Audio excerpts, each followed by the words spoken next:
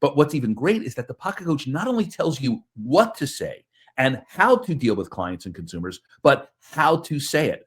It has voice inflection technology. So you might say something to the consumer, Pocket Coach say, listen, you said it, but you could have said it with a little difference of a tonality to it. And in the AI space, you've got, kind of the open AI world, and you have this curated language model. And this is what we've done, and this is what we're the most proud of. What it's giving the user is not what they're going to get in the open AI space. We know all real estate agents want to acquire clients consistently so that they can grow their business and income for that great lifestyle. This broadcast brings you the best and top people in the industry to support that quest. This is Dave Fanale, and I'm here to bring you the Real Estate Skill Builder broadcast, Real Estate Talk-TGIF, brought to you by Real Estate Skill Builder and Align, your premier real estate solution. Hey, welcome back, everybody. We are episode 392, which is 387 weeks in a row of Real Estate Talk-TGIF. We're really happy to have this gentleman on. Today, we bring back Scott Einbinder. Scott was on a few years ago.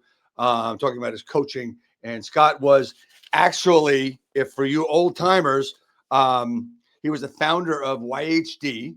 That's Your Home Direct, probably one of the first real estate broker discounters that we've had that actually started the trend of everybody cutting their rates, right? But Scott, he's a guy who spent his entire career calling out the blind spots in the industry, and we know that was one. He's helped agents when they didn't think they needed it, burst into the scene many ways, especially here in New Jersey.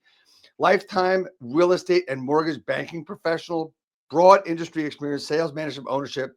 He's watched agents try to succeed with leadership that can't support them, coaching they can't afford, and answers that usually show up too late to matter. Scott spent decades calling out the cracks in real estate, agents who never get the support they need, leadership that talks big but can't deliver.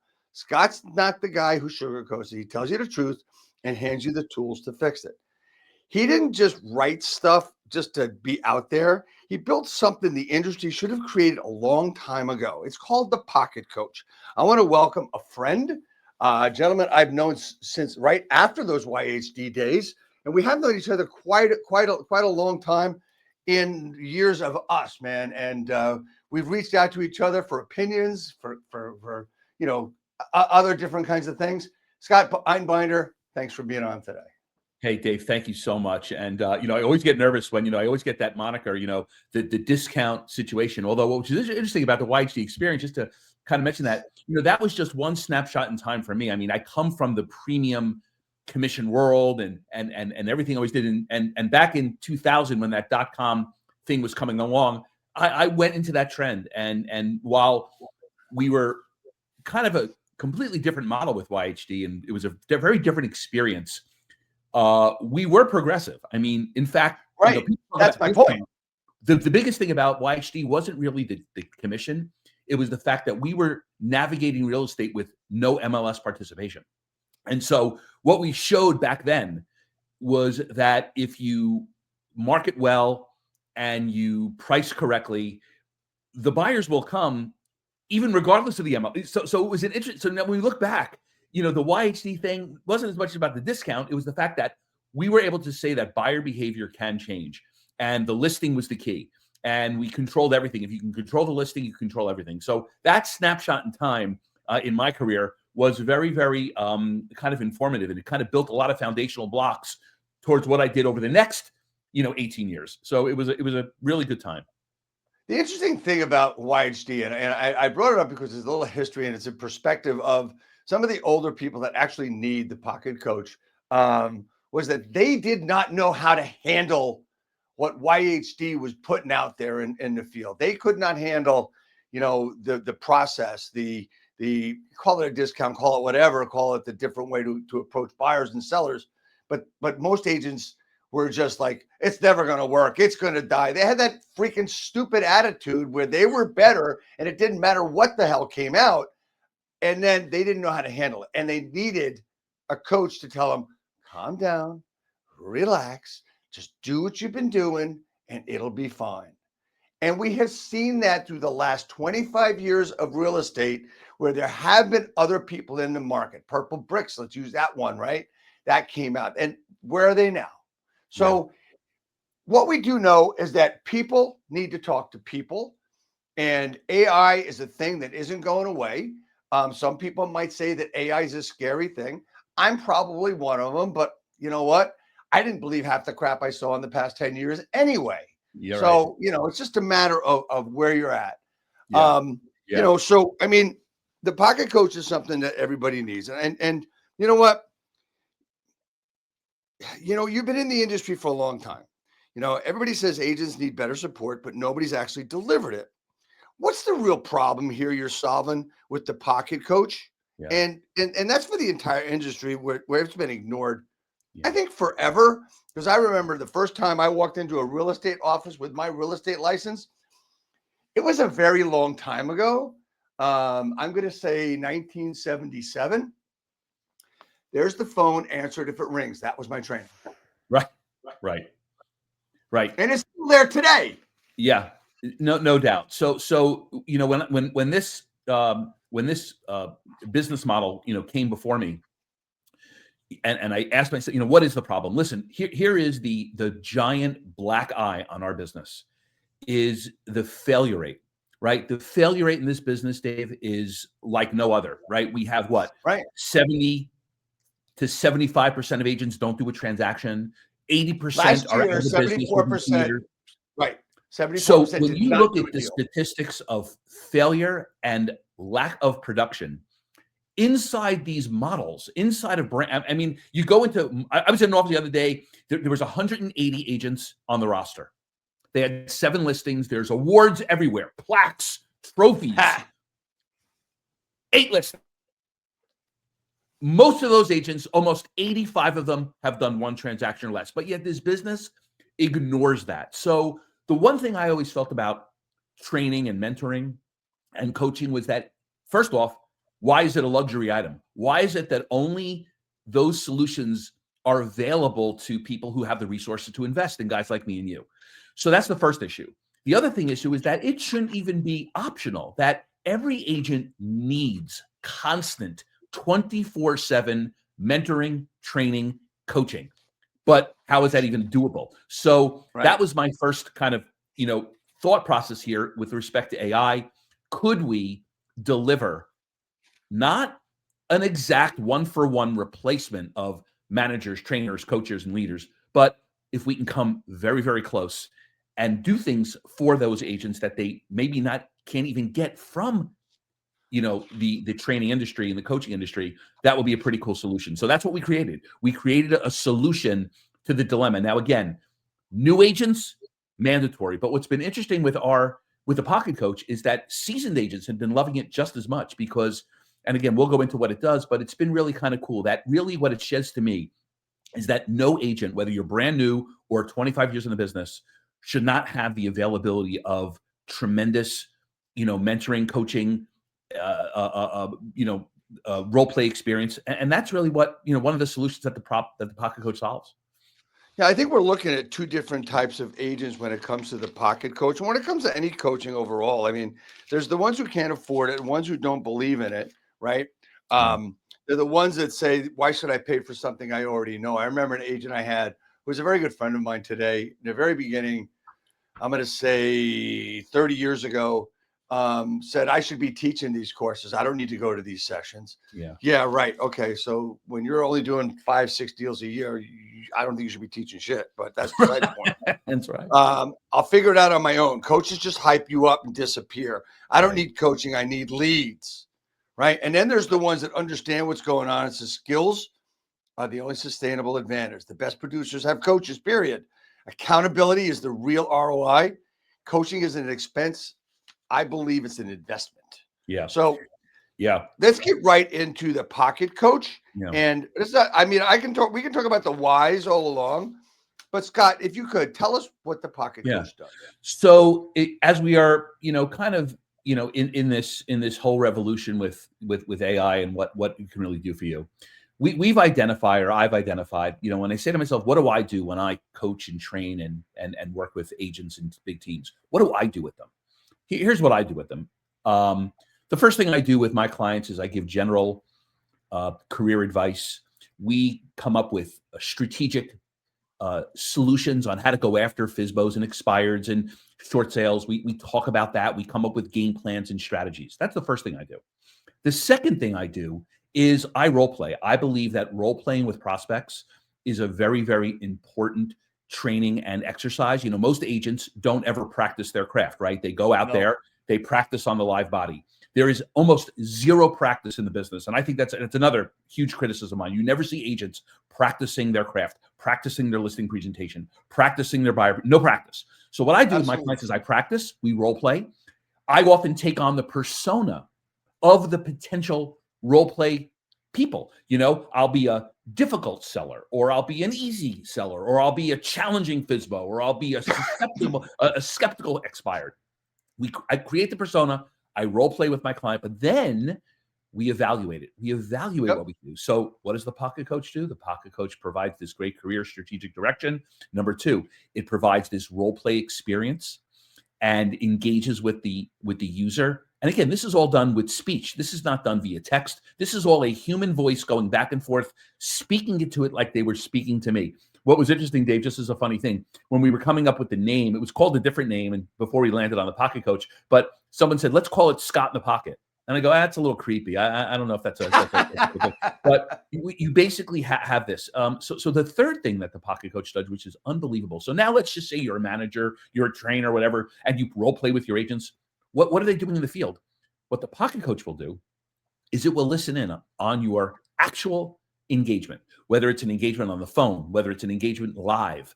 It listens in, obviously, with the proper disclosures. We always inform people. But the idea is that the pocket coach listens in on your engagement. And then at the end, it evaluates how you did, what you did right, what you did wrong, how you could have pivoted, maybe a lost opportunity, how to follow up. I mean, how great is that? I mean, no manager can, no trainer can provide all of these solutions in real time. And then the fourth thing it does, Dave, is it gives transaction advice on the fly. If you're an agent, you're in the middle of a deal, you've got a buyer and a seller, they're $8,000 apart after negotiating for 2 weeks. You can't seem to put the deal together. What do? You call a guy like Scott, you call a manager, a leader, a mentor, or now what you can do is you can feed it into the pocket coach. Tell the pocket coach your dilemma transactionally, and it will come up with solutions, ideas, suggestions. Now, the cool thing about our pocket coach is that this is a highly curated language model. This is not the ChatGPT experience. This is not a Grok. This is curated. And in the AI space, you've got kind of the open AI world, and you have this curated language model. And this is what we've done, and this is what we're the most proud of.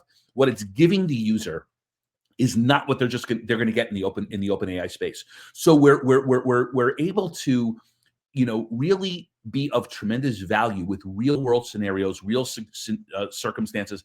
But what's even great is that the pocket coach not only tells you what to say and how to deal with clients and consumers, but how to say it. It has voice inflection technology. So you might say something to the consumer, pocket coach say, listen, you said it, but you could have said it with a little difference of a tonality to it. Can make a big difference. You didn't establish enough rapport. All these things that I have done and I think great mentors and trainers and coaches have done for their clients over the years, but it does it in this capacity. And when does it do it, Dave? It does it. It's in your pocket 24/7. It's never tired. It's never in a meeting. It's never meeting with another agent. It never has a bad attitude. It's always there for you. And that's what we think is kind of a cool experience, So and, I want, and just to kind of throw one more thing into it, which is the other, I think one of the best tools. Every conversation you have with it is kept in your private, encrypted, non-shareable log. So think about this. An agent has an issue on a Monday. 2 weeks later, that issue reemerges. You can go right back into that conversation and pick up where you left off. The person you're speaking to, even me, even you, we don't remember all the facts that the agent gave us, but the pocket coach never forgets. So it goes back into that scenario that you had 2 weeks ago, and it remembers all those details. So now the new scenario you feed into it, it's real time. So it's just been a really cool thing. And not only that is your log, you can take your log, it turns everything into a written transcript and an audio file that you can share. You can share it with your team leader, your manager, your own coach. You can listen to it again and again and again. So it's just got all the utility that you need to be able to go out there and kind of be really effective in the field. So I want everyone just to rewind some of the things you said and unpack it. And one of the things is that we all know about ChatGPT and Grok and Gemini and all these GPTs, right? All these AI stuff. We have to understand that you can put in these certain situations that you're talking about into the pocket coach. The answers are not going to be the same. Why? Because of the word curated that you said. And I want everybody to understand that. Curated means that these information has been input by Scott Einbinder, who is an expert in the field of real estate, buyers, sellers, investors, anything you can. Scott knows his shit, right? So it's actually, when you said Scott in the pocket, that's why.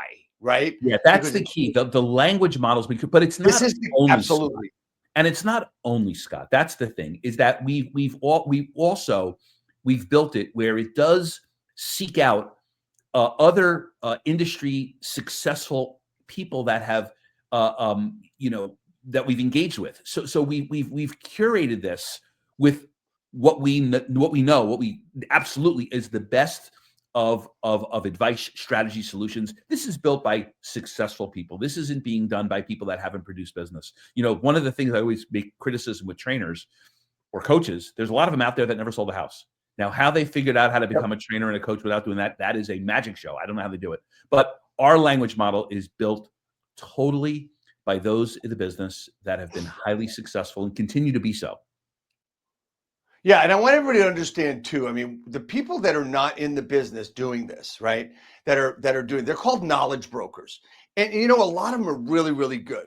And I'm going to tell you that a lot of, and people are going to say, Dave, you're out of your mind. No, this is true. Tony Robbins is a bit of a knowledge broker.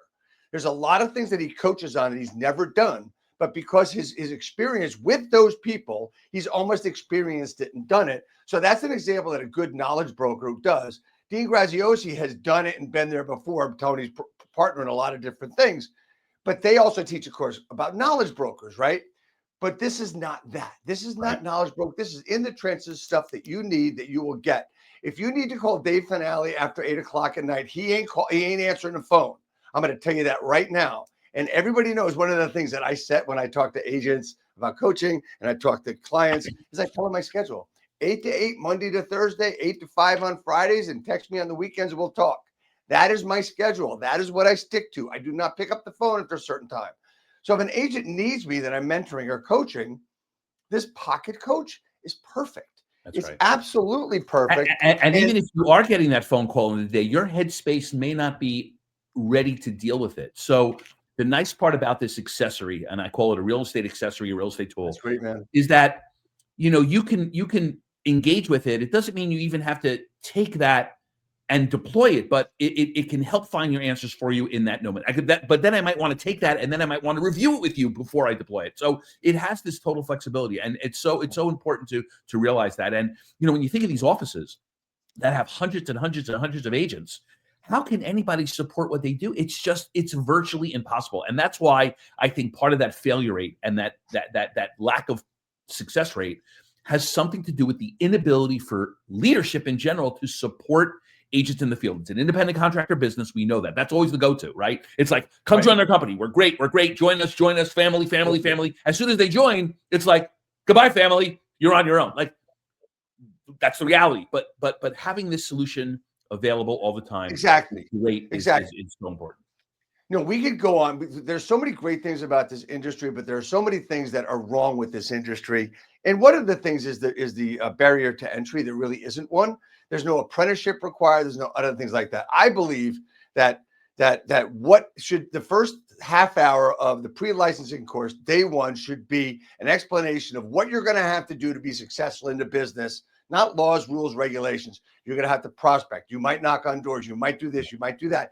And then at the end of that 30 minutes, say, look, if you're not interested in doing this kind of work, there's a woman at the door. You can go and quit and get your money back and save if she's online. That's what I think they should do. Now, we would lose a lot of good agents, but we would have less agents that know what they got to do. And because we don't do that, the low barrier to entry brings a lot of people in that don't understand that they need support, they need help. And having your coach is the best thing. Coaching. Well, Dave, I would even make this argument that the barrier of entry to get in is low, but the barrier to stay in is even lower, right? So you don't need a barrier to stay in this business. That's why offices in the industry is filled. Now, again, who's the loser at the end of the day? The consumers, let's not even go there. I mean, are the consumers really winning with all agents that aren't productive? But the reason why I'm so excited about this tool, and in my whole career, I never got behind any product. This is the first time ever I really I know that. because I believe in it so much. It's such a necessary tool. It's such a good tool. And, when you think about it, the fact that, an agent, it doesn't matter what brand they're in, you're on your own. It does not matter. But now you don't have to be, right? And having this available to you, it just makes all the difference. And we've gotten tremendous feedback in just 40 days. So all right, so we can talk about how good it is and how quality it is. Now look, I will tell you that I have a program that role plays with me, and I use it quite often. There's also other role plays out there. Shiloh, SalesGo.io is one, the one I use actually. ChatGPT, you can turn it into a role play thing with voice, but it's pretty good with a lot of things, but not great with it. I have also been involved as a user of Pocket Coach and have tested it out. And I will tell you that one of the things that my role play software and this does is they tell you where you missed out, as Scott had mentioned. The one thing that's great about this is, like, a lot of people say, no, that's okay. I did that. And it's going to tell you whether you did it or not, whether you want to listen to it or not. It's just like listen to a coach. But it's going to tell you where you could have done better. And if you missed an objection, why, and what you should have done and how you could have done it. And it goes on and on. So with that in place, all right, how does it solve an agent's? Well, we've already answered how it solves agent problem. We already talked about where it started. We already talked about what it does. Okay. What feature have you embraced the most? Well, let me talk about a piece that's missing in the world of real estate. Okay. The one thing I was always told by my parents, the world doesn't need another real estate agent. They need less. Okay. And the one feature, and it's almost like considered a profane word, is called salesmanship. You don't hear it much. Anywhere you go, you hear, and I listen to people online all the time. I always like to hear what other people are saying. And there is an entire industry that tells agents what to do. Yeah. Did we lose you? You there? Oh, I'm still here. Yeah. Okay. So I missed you there. Right. Yeah, so I got you. What I was saying is that, this world of salesmanship, you never hear it in real estate offices. Salesmanship, it's almost like a bad word. I don't want to be considered a salesman. Well, first off, it's a badge of honor to be a great salesperson. That's actually what consumers need. But the other thing about it is that you never hear this. I hear and there is an entire training industry and a coaching industry built on what to do. Everyone tells you what to do. Very few tell you how to do it. And even fewer tell you when you do it, what do you do when you get the objection and how do you overcome it to solve it? That's what salespeople do, right? Salespeople are all about the how to execute it, how to execute in adversity, how to overcome the objections. That's what our language model does. That's what the Pocket Coach. The Pocket Coach is a pure, real world, real time, real common sense, effective salesmanship tool. Nobody needs to get direction on what you should be doing as an agent. So that's really kind of our differentiator, and that's what you don't get in the open AI space. And I think one of the problems with that thing, salesmanship, is that I've seen it so many times, hundreds, if not if one, where we get licensed, the agent gets licensed, they come in with their license, they give it to you, and you put them on the roster and stuff. And the one thing that changes is when it says real estate salesperson, they change. It's like they want to be that salesman that's on an infomercial, and that's what most of them sound like to begin with. If they don't sound like robots reading from a script, and that's because there's not one of the most important things that we do, and you already mentioned it, is called practice. Why don't agents practice, Scott? Well, first off, leadership doesn't demand practice, right? And the method of practice is very tough. How do I practice? Well, role play is the practice. And how do I role play if I don't have sellers and I don't have buyers? That's what makes our tool so amazing. You create the seller and buyer that you want to. You can create them to be You can create their persona. You can create their age. You can create all the things that you need to deal with, and then you engage with it. And the pocket coach talks to you and engages with you as if it was the consumer. And the reason why people don't practice is people don't like criticism. They don't like to hear the criticism. They don't like to role play with a person. But now I can role play in the privacy of my own home. But there's also something else that agents don't want and what agents don't like to practice. They don't want to hear the criticism. They don't want to hear it. Well, they don't want to hear it from a person. But now I can hear it from an AI curated person, which is what I call it, that's going to be able to give me the criticism, be able to give me the advice, and I don't have to have the embarrassment of role playing in front of a manager or role playing in front of a human or in a group. Group role play is the worst because everyone hates it. This solves that problem. So I think that's why agents don't like to practice, because they don't like the embarrassment of having to go through it. And the other thing about feedback, and this is what the feedback we've been getting, sometimes when a manager or a trainer or a coach gives feedback to their client, they may not want to give it to them in the real deal because they might upset them. I don't want to, they especially broker owned. We don't have that problem. You're gonna get the most honest and real feedback that a human on the other end of that table probably wouldn't give you. That's another amazing.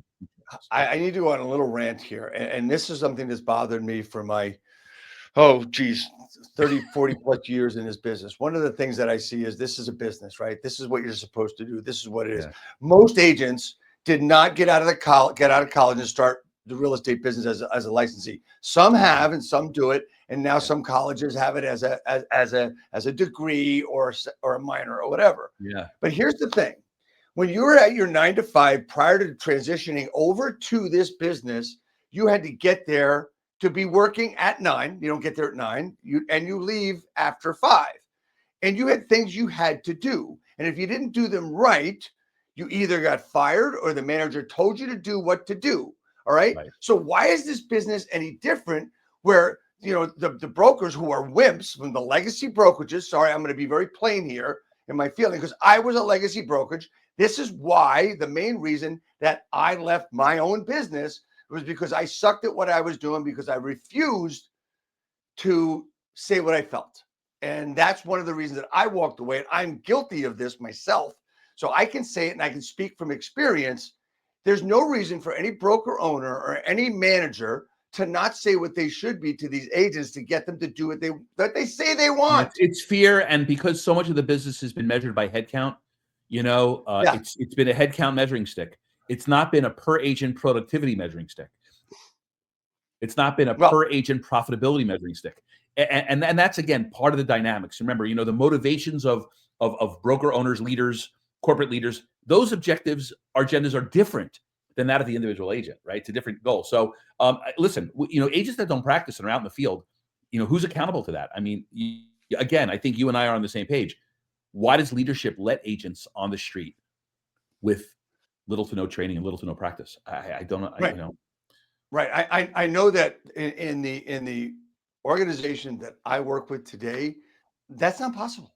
So we've changed it. I mean, it's not your daddy's real estate business anymore. And a lot of them are legacy. So anyway, Scott, is it possible that we could actually see this thing work? I didn't prepare you for this. You didn't prepare me for it, but yeah, it sure is. Yeah. Yeah. So you can put it toward the mic. So if there's anybody out there watching, if you have a question, put it in the comments, and then we will put it on to the pocket coach. Yeah. Like you just had. I mean, we can talk about negotiating. So here's the one thing I want to put in there. If you could ask this question for me. Sure. My buyer wants to put in an offer, and we're not sure what negotiating strategy we should use. Should we go with? Well, Dave, why don't we do this? Why don't you ask it? I'm going to put it up to the thing, and you just ask it. Okay, ready? Hold on. Good day. The pocket coach is in, and it's a perfect time for real estate. Would you like to start by describing a transaction you are currently working on? Yes. Great. To give you the best guidance, can you tell me a bit about the specifics? For example, so it's a colonial or both. And at what stage is the transaction currently? Great. So I have a buyer that I'm representing that wants to put in an offer, and I'm trying to make sure that we understand our negotiating strategy from the very beginning. Now, in my area, there are typically multiple offers because inventory is so low. So the question is, should we have a negotiating strategy? One of three. One would be put in a low offer and try to negotiate back and forth. There's not a lot of offers. Two, put in a low offer and wait for highest and best. Or three, put in our highest best offer right from the beginning where we know it might go and continue from there and see what happens. What should we do? Okay, I understand. You're representing a buyer in a low inventory market with multiple offer scenarios and want to strategize the initial offer approach. I can certainly help with that. To give you the most tailored advice, could you tell me a bit more about your buyer's situation? Specifically, how much do they want this property, and are they willing to risk losing it to potentially save money on the offer? Also, how does this property align with their overall criteria and budget? First, the property does align with, it checks all the boxes for this buyer, and they've been looking for quite some time. They missed out on one offer before. Two, they have the purchasing power to go much higher or even a more expensive house if they want to. They're concerned about their monthly payment, and which is the cost of their transaction. And I think that's it. Was there anything else that you needed? Thanks, that's helpful context. So to recap, the property is a great fit. They have strong purchasing power but are sensitive to monthly payments. Given that, and the likelihood of multiple offers, I would recommend against a low offer strategy in this market because you risk being dismissed outright. Instead, let's focus on either a strong initial offer or a highest and best approach. To help me guide you further, are there any known issues with the property that might deter other buyers? Or is it a clean, desirable listing that will attract maximum attention? Also, do you know the seller's motivation for selling? Number one, it's a clean, desirable listing. We do not see any defects. However, that's what we wait for inspection on that, which we will limit. The motivation for selling is that they just need a bigger house because they have more kids. This is more of a first-time home buyer in our area, and we're not sure which way to go with this. But that's what the seller's motivation is. They want to go up, and they want to be. They're a move-up seller because they're going to buy again. Okay, that gives us a clearer picture. Since it's a clean and desirable listing with a motivated move-up seller, and you're dealing with a first-time homebuyer mentality, here's what I suggest. Go with a strong but not necessarily highest and best initial offer. The goal is to be taken seriously and get a chance to negotiate, but leave room to increase if needed. Here are a couple of questions to consider as you are deciding on that initial offer. Based on recent comparable sales, what do you think is a fair price for the property? Also, what is the buyer's comfort level with potentially increasing the offer if there's strong competition? Okay, so they are willing to go higher than a strong initial offer. You know what? If they miss this one, they'll just go to the next. They are a buyer that's going to buy. They're not playing games. They want to keep moving forward. Is there any other questions? Did I miss a question there? No, you addressed both questions perfectly. Knowing they're willing to go higher and will keep pursuing other options if they miss this one is very helpful. Given that and the fact it's a desirable property, I'd lean towards a strategy that balances a competitive offer with some room for negotiation. Since they are okay with losing it, it might be best to go with your strong initial offer and wait for the highest and best. Does the area that your buyer is looking at have a lot of distressed properties? No, no more, no less than other areas.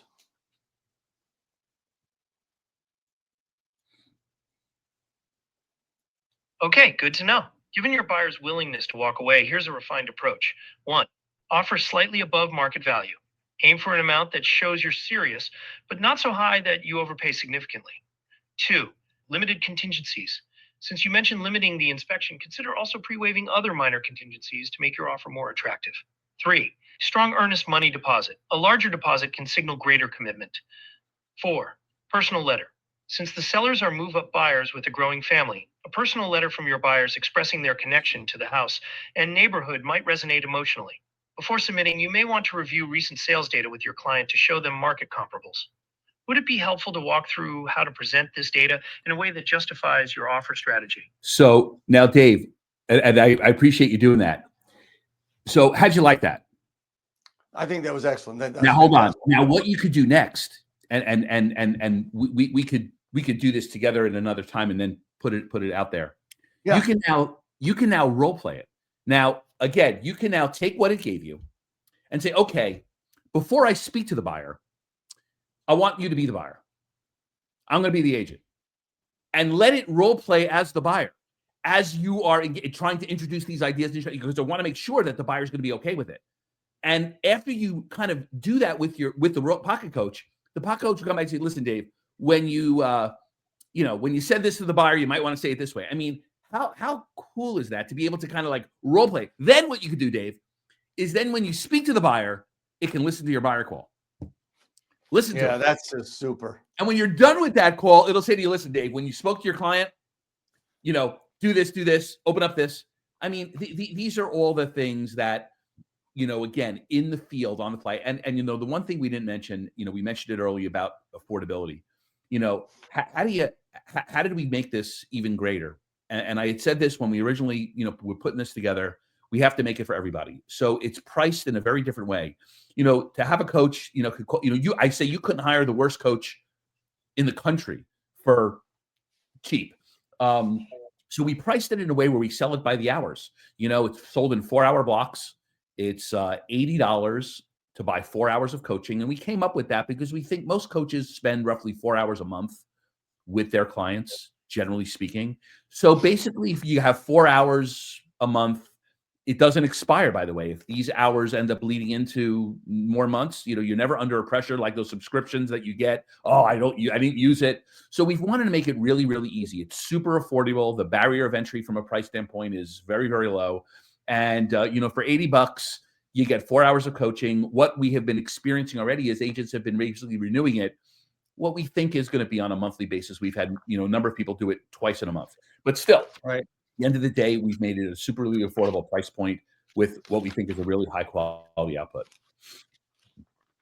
So what I pointed out is something that would save a broker, would save a manager as well, right? It's a process that we actually go through at Align where we want everybody to collaborate on, their offers. We want to collaborate on, listings. We collaborate on everything, which is one of the things that is so very important where,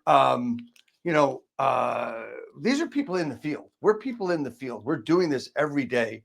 And what you've actually taken here with the pocket coach is you've taken your knowledge, other curated coaches' knowledge, and knowledge of the industry because you've been in it. You've gone through this. You've answered these questions. You've done this stuff. And it really helps the agent really get to know what they have to do. Context. And that's the important part. Is it with this, Scott, I hate to use this phrase, but is it also you got to worry about the context, like garbage in, garbage out?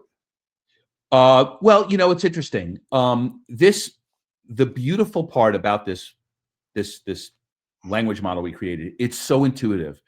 Give you a quick example. I was in an office and I was speaking to a manager about it, and a manager said, Scott, listen, I want to play you a voicemail that I just got from one of my agents.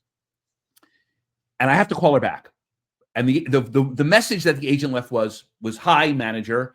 Can you call me back right away? I have a closing in 3 days, and I need to know who gets the CO. Now, this was a brand new agent, closing in 3 days, had no idea who gets the CO. So the manager, I go call the manager. So the manager calls back the agent and says, listen, you have to get the CO. Here, you get the CO. You have to go and get the CO. That's your responsibility as the buyer's agent. Hung up the call. I go, let's ask the pocket coach the same question. So the manager asked the pocket coach the same question. And the pocket coach says, before I answer your question, are you asking me who gets the CO or who issues the CO? And the manager was like, what?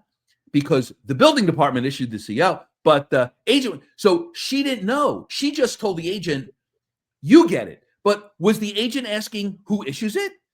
And so when you say, garbage in, garbage out, I think the beautiful part about this is that it tries to filter that out. It keeps asking questions. I was doing this the other day with somebody, and he says to me, he goes, Scott, I just want the answer. Can't it just give me the answer? I go, wait a minute. No, that's not good.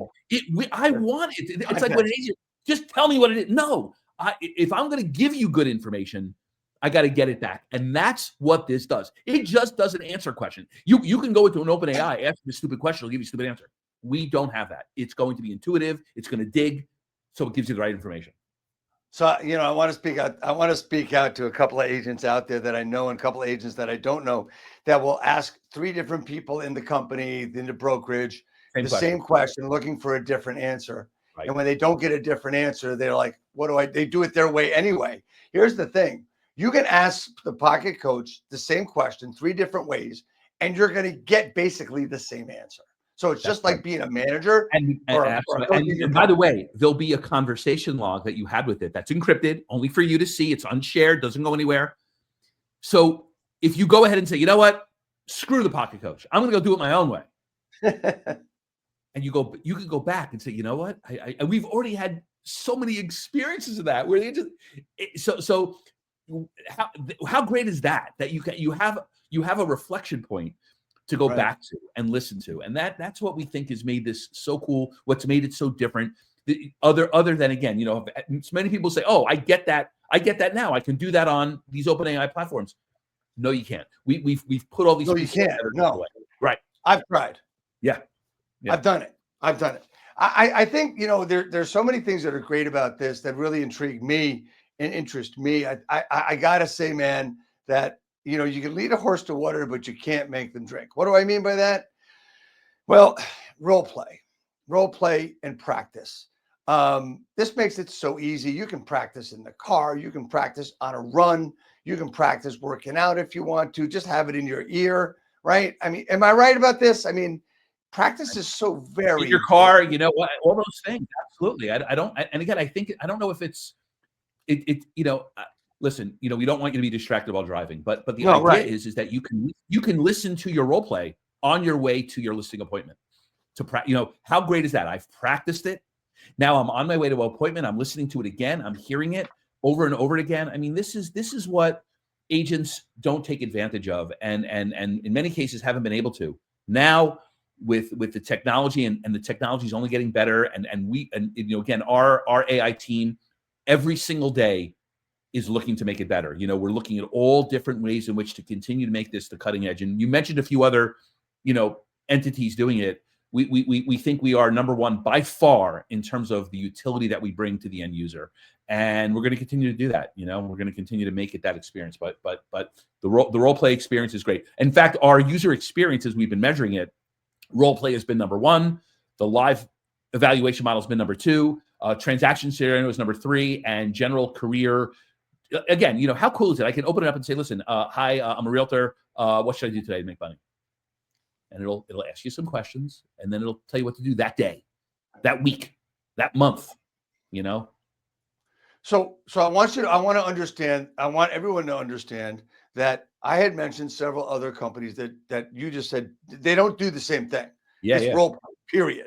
You're not getting, just so everybody knows, what I mentioned earlier does not give you the coaching, does not give you the context of a transaction, does not give that to you. This is just pure role play that these are done for. And I'm not sure if there's anything else out there that's like this. Right, giving you that great evaluation piece. Yeah. What's that? That great evaluation piece, honest evaluation piece, which is so important. So you said it will tell you if you ask, what should I do today to make money? Yeah. I mean, is that taking that's got to be a magic bullet for a lot of people. Yeah. So again, we can run through it, and I know our time is limited, but I'll just give you kind of the summary of what you do. You say, what can I do to make money today? You'll say, well, where are you more comfortable? Are you more comfortable working with buyers or sellers? Well, I'm more comfortable. I don't know. What should I do? Well, let me give you the benefit of the seller. Let me give you the benefit of the buyer quickly. And then say, okay, let me try to get a listing. Okay, great. And it'll say, tell me your market area. Give me a little bit of a sense of price range. It will ask you some questions, just like Scott does. And then after it gets some information from you, it'll say, okay, listen, here's a few ways in which you can do it. Let's maybe reach out to a for sale by owner. Would you be comfortable calling the FSBO? Would you be comfortable going to their door? Would you be? It leans into you, and then it gives you that direction. So it goes very granular with direction. And then it'll tell you what to say at the doorstep, maybe what to engage with. And again, I can listen to it, tells me what to do. I can practice with it, and then I can go do it. And all of it is being listened to and evaluated. You couldn't pay Scott or Dave enough to live next to your client 24 hours a day, 7 days a week to do this. You couldn't do it. Now you can do it. See, here's the thing I want everybody to understand is that there's a lot of managers and brokers and coaches out there that, honestly, sometimes they get a question where they might not have the total experience to answer the question, but they're going to answer the question with the best of their knowledge using the wisdom that they've gained over the years. And the important part about that is sometimes they're using wisdom from other businesses that they've had, other instances that they've worked in. So it's everything combined. The great part about this is that for me, it's a collaborator, right? It's a huge collaborator because you know what? I consider myself an expert in a number of different areas of real estate, some not so much, but that's why I've had confidence to do this broadcast, to have Real Estate Skill Builder, which is, a coaching company, and and just to keep going and helping agents as much as possible. Now, I will also tell you, it's not going to coach you like I coach you, because I am not for everybody. I am very, very blunt. It's going to give you the blunt answer, but in a nicer way than I do it. That's for sure. We haven't made it too nice, but it's nice. Not as nice as you, not as nice, but it tries to deliver the real deal. And that's what you need. And by the way, Dave, when your style, I always say your style, it's the ultimate sign of love to your client, because yes, the one who loves their client treats them that way. The ones who don't, who soft pedal and soft push it, I think you're actually doing a huge disservice to your client by being too careful in rocking their world. You have to have a balance, and I know you've always done that, which is great. That's why we're very much like-minded. But I think it's important too that there's a lot of clients out there. Our client, the client personality and character has changed over the years. Nobody wants to wait for anything, that's for sure. I don't care if you're in New Jersey or in Idaho. It doesn't matter. Everybody wants the information fast. Okay. We just talk a lot faster here on the East Coast than you guys do in Idaho, but that doesn't matter. The same answers are coming out. And there's a lot of things that we're going to see as time goes on. I think this is something that, I think timing is absolutely perfect for this. Everything, it's just like the agent. If you're standing still, you're going in reverse. Okay. With coaching, this is the next step, because let's face it, guys, whose Instagram, whose Facebook is not overloaded with coaches telling you how to get listing leads. I'll get you 5 listings this month, yada, yada, yada. And honestly, the way they do it, it got to work for them. But I'm telling you, if you don't want to put in the time or the work or whatever it is, because every system works, you're wasting your time.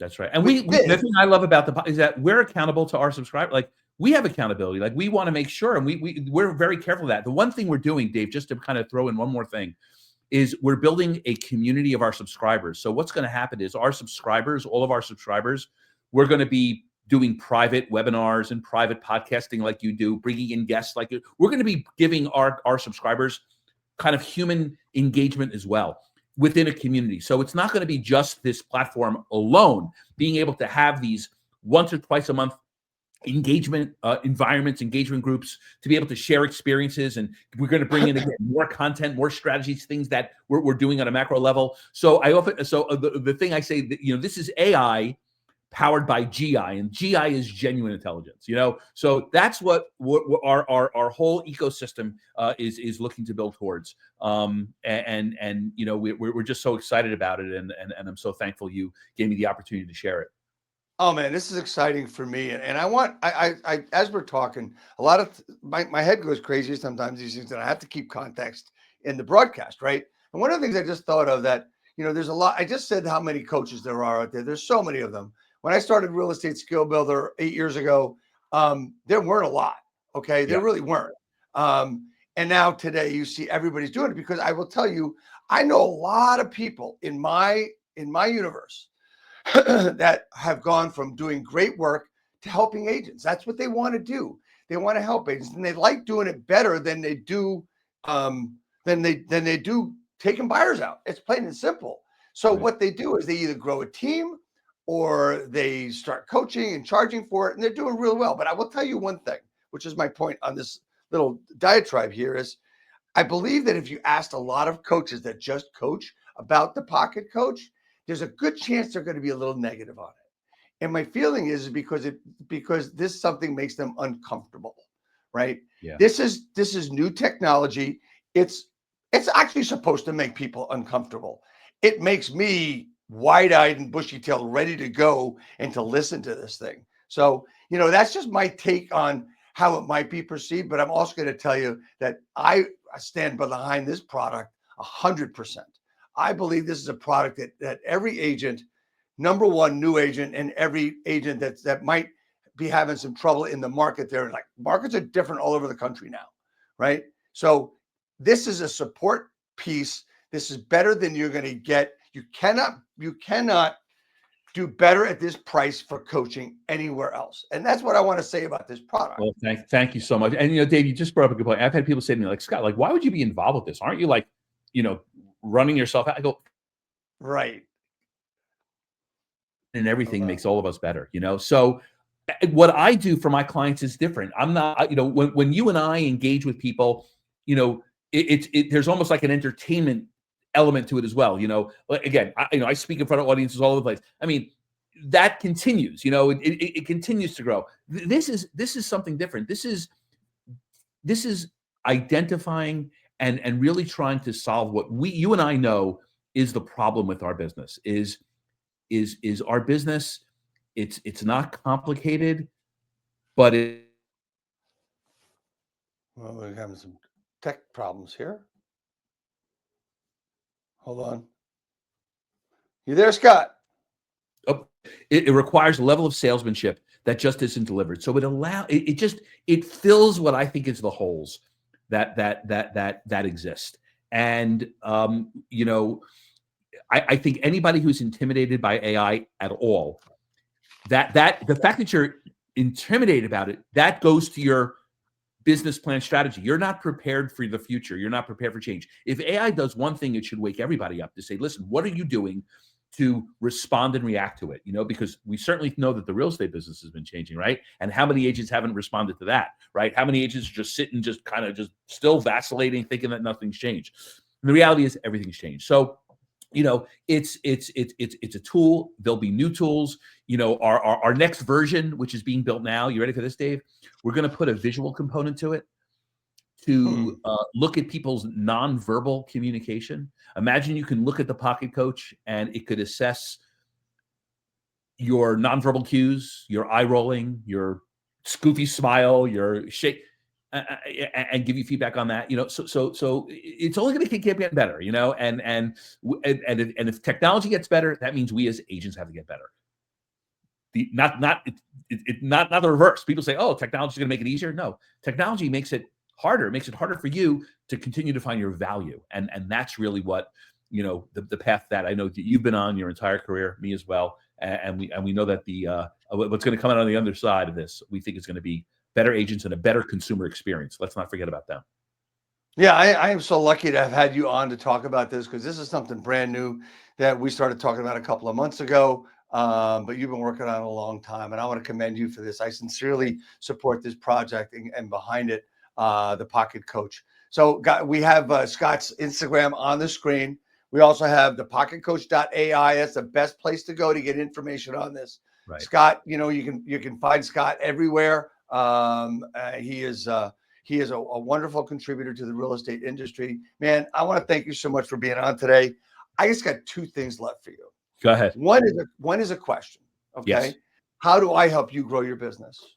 Well, there's two ways. The first way you can help me grow my business, Dave, is by you continuing to do what you do for this industry. Okay. Because you bring quality to this business. Guys like me benefit with quality. So that's the first thing you can do, is to keep doing what you're doing and keep putting out the information, because it lifts our industry up to a higher level, which is what we need. And I want to thank you for that. And I'm not the only one who said that about you. So continue to do that.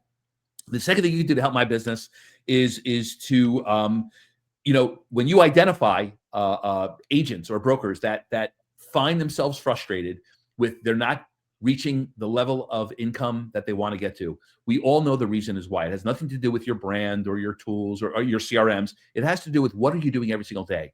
And to help me grow, listen, if you find somebody who wants to prospect more, who's afraid of prospecting, who doesn't unsure how to prospecting, share with them this tool, and that will help. That will help me and help all of us. Hey, Scott, quick question, just completely on a side. Yeah. How many dials should somebody be making a day? Say that again. How many dials should somebody be making a day if they're going to call, if they're going to prospect on by the phone? Is that something you ever thought about? Yes. Well, first off, I always say you dial until it used to be your finger goes numb. I think that it comes the way I look at prospecting in general. I look at it as hours per day. This is my formula. You take a certain amount of hours. I think you should be prospecting no less than 15 hours a week. That's the first thing. Then I think you take your hours and you divide them up into where am I going to deploy that time? My whole thing is all about listings and sellers. So we take the FSBO, the expired, the short sale, the absentee owner, and the homeowner. We take those 5 verticals and we deploy those hours in those 5 verticals. And then what we do, my definition of prospecting is 3 things: research, execution, and follow-up. So then we look for research. When we find our audience, what is our audience? Doing our due diligence on the audience, knowing like FSBOs. Like, for example, like my clients would never knock on the door of FSBO. We would knock on the door of FSBO, knowing their name, knowing when they bought, knowing what their mortgage is, knowing what we do research, due diligence. And then when we get there, so that's the research. The next piece is the execution. It's the actual physical conversation. So you have to then have the physical conversation from the research that you did. And then knowing that you had a conversation or didn't have a conversation, you have your follow-up protocol outside of that. So with my thing, it's not necessarily dials per day. It's utilization of your hours. And then what I do is I look at what that utilization is. How are agents deploying those 15 hours? And then we unpack what worked, what didn't work, what happened, what didn't happen, and really get very, very granular with that hourly experience and what the results were. And that's my method. So I think, because there are a lot of agents who tell me all the time, I made my 50 calls. I'm like, great. Let's give you the 50 call a day winner award. You win. So I look at my metrics are different. My metrics are, how many people did you speak to? How many people did you engage with? How many people let the conversation rise to a meeting? How many meetings did you have? How many meetings resulted in a listing appointment? How many listing appointments resulted in a listing? Like, I'm very kind of granular with activities. And it's that analysis that has always interested me and has always been kind of my framework and my algorithm for myself and for my clients. So there you have it. In the last 5 minutes, you just got a soliloquy on how to start a business in prospecting. I just don't know where that came from, but it was something I needed to ask this, because we are. Let me ask you, Dave, how can I help your business? Oh, geez. Well, you can tell everybody about the great work that I've done over the years, and just, tell people to watch this broadcast. That's it. That's really would be great. That is a great question. You're the first one to ever ask me that question.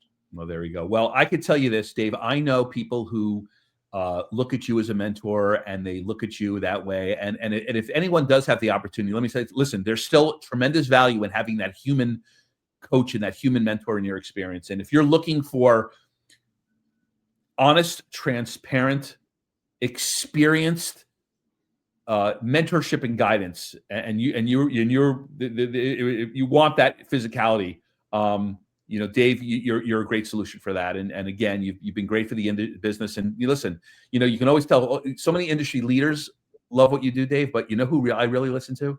The agents. I'm much more impressed by the agents who think you're great than by the leadership who thinks you're great. Because that's what matters. So much. Thank you so much for that. I appreciate that.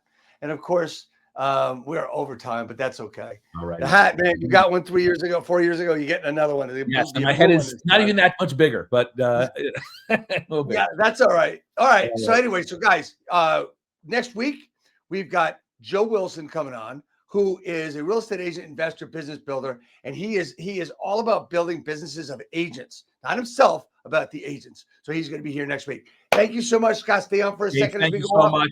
I'll see God you bless soon. everybody. Happy Thanksgiving. Happy holidays. We're in the holiday season of 2025. Thank you so much. We'll see you all next week with Joe. Thank you. So